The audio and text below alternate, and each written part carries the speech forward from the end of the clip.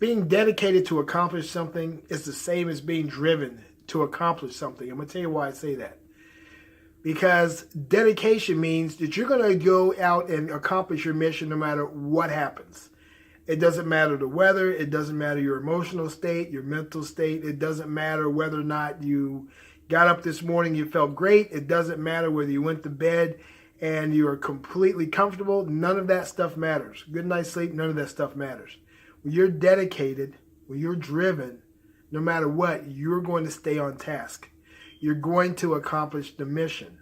That's why I like the idea of dedication, because dedication is what carries you through every single project, especially personal development projects that you can encounter or that you can bring into your life as a means of improving the person that you are.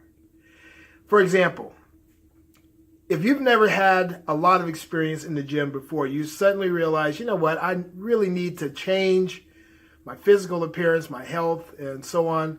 I'm going to start going to the gym. So a lot of people, you'll notice, they wait till they feel like going to the gym. They wait till they feel good about the idea of going to the gym.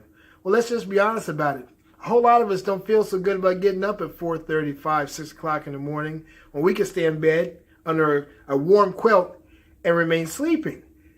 A lot of people don't feel good about going out, even walking from the house to the car in the cold weather to get in their car and go to the gym and suffer for an hour or an hour and a half. That's not comfortable.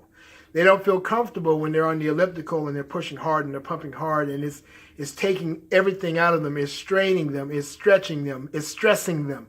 They don't feel good about that. But they know what the mission is. The mission is to improve the nature of their health. So this is the intermediary course that they have to take to get there, right? They're going to have to suffer. And the human body really, though it can withstand all kinds of high level of suffering, is also geared towards enjoying all kinds of high level of comfort. So which would you rather have, the suffering or the comfort? Well, that depends on what your mission is, right? So if your mission is to get into shape, you know that you're going to have to suffer first. But that's the beautiful part about dedication and being driven. When you're driven, it doesn't matter what happens beyond what you're looking at or what your goal is. That is your sole focal point, is that. In other words, in order for you to get to where you're going, you're not going to feel good about it at first. You got to make your hands just simply do the work.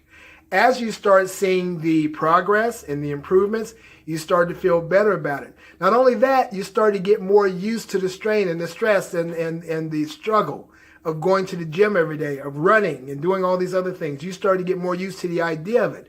It may not ever really get easier in a sense, in a physiological sense. It does get more doable in a physiological sense, but you may not ever like it any more or any less than when you started.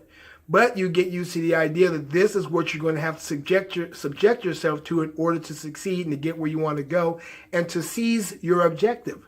I remember reading about how Muhammad Ali said that he hated all the time he spent shadow boxing and sparring and the road work and skipping rope. He hated every minute of it. But he knew that this is what he had to do, because in this intermediary course that he was with the training, he knew that eventually he was going to be champion.